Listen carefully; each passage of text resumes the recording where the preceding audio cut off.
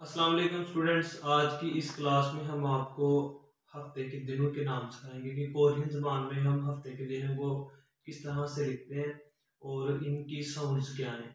तो इससे पहले शुरू करने से पहले मैं आपको बता दूं कि जैसे हमारे इधर दिन शुरू होते हैं सोमवार से, लेकिन कोरियन में क्या होता है कि वहाँ पे दिन शुरू होते हैं इतवार से। तो हम इसलिए आपको जब सिखाएंगे तो हम इतवार से शुरू करते हैं। तो चलो शुरू करते हैं। फिर हम,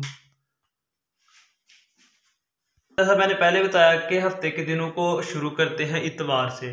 तो इतवार को कहते हैं इरियोइल। जब पश्चिम वाला और उसके आगे ईयोंग आ जाएगी तो पश्चिम में उठ के यहाँ पे आ जाना, तो ये बन जाए इरियोइल।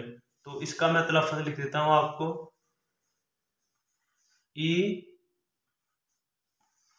इरियो। ठीक है, इरियो इल, इरियो इल। और इससे पहले मैं आपको बता दूं कि आपने ये जो इल होती है ना, यो इल टाइम की, अपना दिन की इकाई होती है हफ्ते के दिनों के नाम।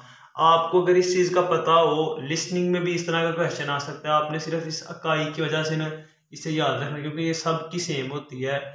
तो बाकी सिर्फ पहले वाला लफ्ज़ चेंज होता है। तो इसे कहते हैं इरियोइल। इतवार को कहते हैं इरियोइल और सोमवार को कहते हैं वेरियोइल। अब आर तो इधर चला गया, बाकी ये पीछे रहेगा वे रियो। ये आर उधर चला गया, वेरियो इल।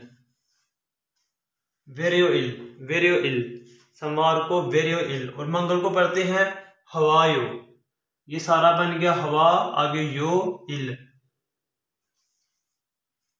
हवा यो इल, हवा यो इल मंगल को कहते हैं। और बुध को कहते हैं सुयो इल, सो यो सोयो इल बुध को कहते हैं। और जुमेरात को कहते हैं मोगियो इल। ठीक है, ये मो और ये इसके ऊपर चला जाएगा, जब इस सेंटर में आता है तो ये ग की आवाज निकाल दे, से पढ़ेंगे मोगियो इल।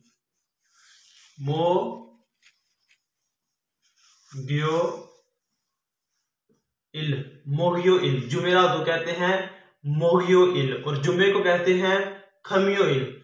ये ख यहां तक हो गया, मीम इस यहां चला जाएगा, इसके साथ जाके बोलेगा, तो ये बन गया ख और इधर जाके मीम, खमियो इल। इसे पढ़ेंगे खमियो इल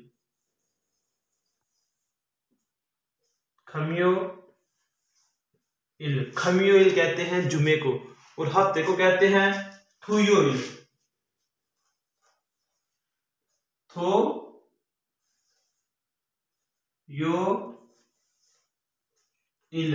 हफ्ते को कहते हैं थोयो इल। तो आपने इसकी साउंड इसी तरह याद रखनी है। सोमवार को कहते हैं इतवार को कहते हैं इरियोइल, सोमवार को कहते हैं वेरियोइल, मंगल को कहते हैं हवायोइल, बुध को कहते हैं सोयोइल, जुमेरात को कहते हैं मोगियोइल, जुमे को कहते हैं खमियोइल और हफ्ते को कहते हैं थोयोइल।